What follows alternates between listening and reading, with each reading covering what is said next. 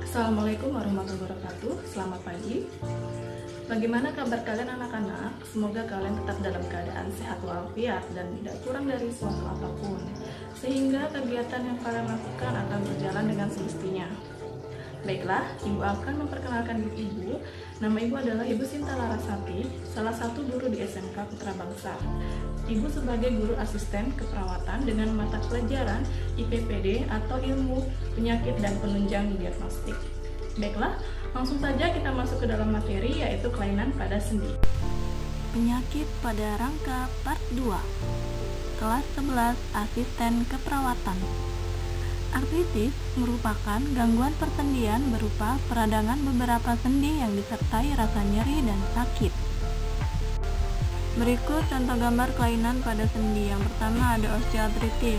Osteoartritis merupakan tipe artritis yang disebabkan oleh penipisan tulang rawan atau kartilago, sehingga pergerakan sendi tersebut mengalami terganggu.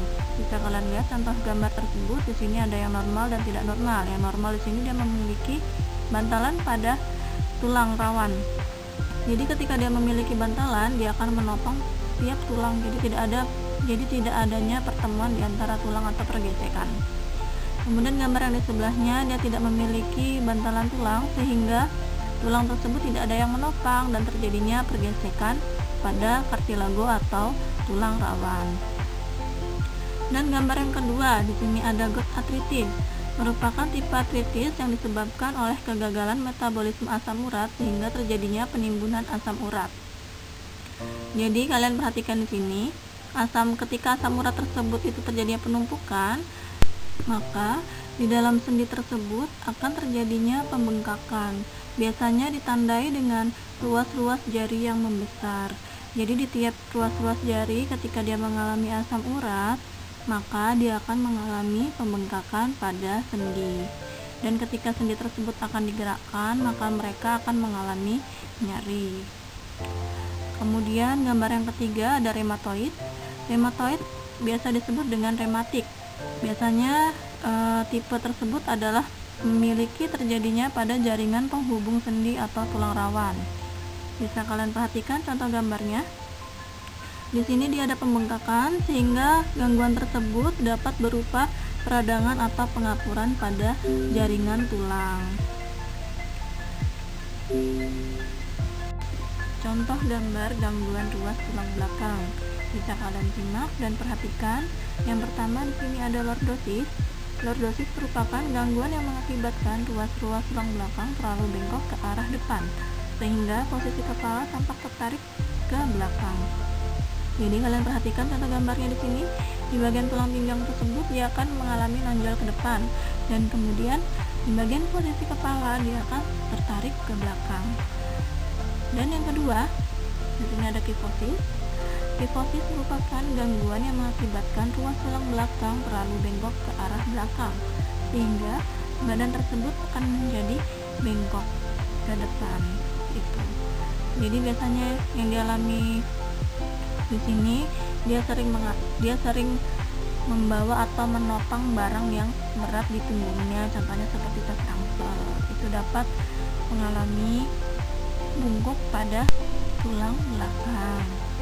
Nah, biasanya yang dialami seperti ini adalah seperti orang yang mengikuti pendaki gunung misalnya. Nah, disitu kan dia membawa tas ransel tuh, otomatis tas ransel tersebut akan banyak yang dia isi, sehingga punggungnya yang ini dia akan mengalami penopangan. Jadi ketika dia sering terus-terusan dia memakai tas ransel, maka terjadilah kifosis. Jadi ruas-ruas tulang belakangnya akan bengkok ke arah belakang, sehingga terjadinya bungkuk pada badan penderita tersebut. Yang ketiga ada skoliosis.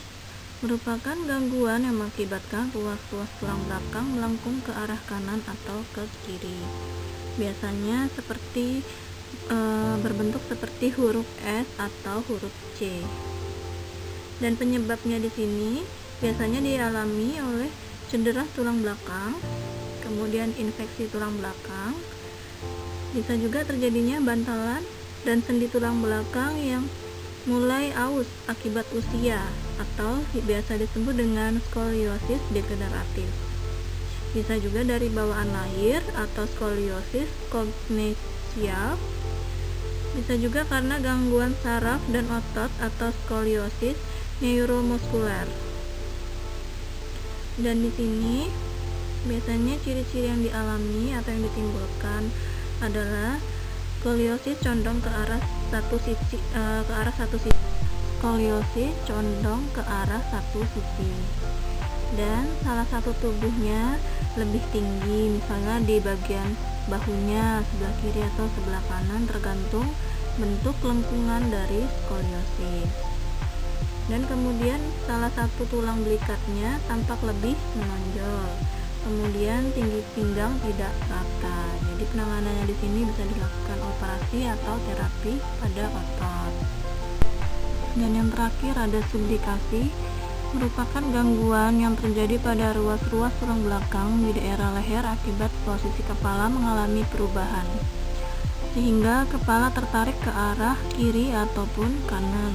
Bisa kalian perhatikan di situ contohnya. Contoh tulang tersebut, dia kalau normal lurus, maka kalau dia mengalami subdikasi, dia akan mengalami miring kiri atau kanan. Biasanya penyebab tersebut bisa terjadi karena kecelakaan atau gerakan yang melebihi batas. Oke, slide berikutnya. Gangguan fisiologis dapat terjadi akibat tulang yang mengalami kekurangan nutrisi. Jadi, kekurangan nutrisi di sini bisa berupa vitamin ataupun mineral. Selain itu, juga dapat memiliki gangguan karena adanya sistem hormon. Nah, kalian bisa lihat contoh gambar tersebut. Yang pertama ada osteoporosis, merupakan gangguan tulang yang terjadi karena kekurangan hormon, misalnya testosteron pada laki-laki dan progesteron pada perempuan. Nah, ketika beranjaknya usia atau semakin bertambahnya usia, maka testosteron tersebut akan terjadinya penurunan. Dan ketika pada perempuan, hormon progesteron tersebut tidak akan mengalami haid seperti ketika dia di masa puber atau ketika dia beranjak dewasa. Dan kemudian akibatnya tulang-tulang tersebut menjadi rapuh dan mudah patah. Dan berikutnya di gambar yang kedua ada mikrosefalus. Mikrosefalus merupakan gangguan perubahan pada tulang tengkorak karena kekurangan zat kapur pada saat bayi. Jadi akibatnya bisa kalian perhatikan sini gambarnya, yang sebelah kiri ini gambar yang tidak normal dan yang sebelah kanan adalah yang normal. Jadi ketika dia mengalami kekurangan zat kapur, akibatnya kepala bayi tersebut akan menjadi kecil sehingga akhirnya akan mempengaruhi pada keseimbangan mentalnya. Oke, kemudian gambar berikutnya ada rakitis.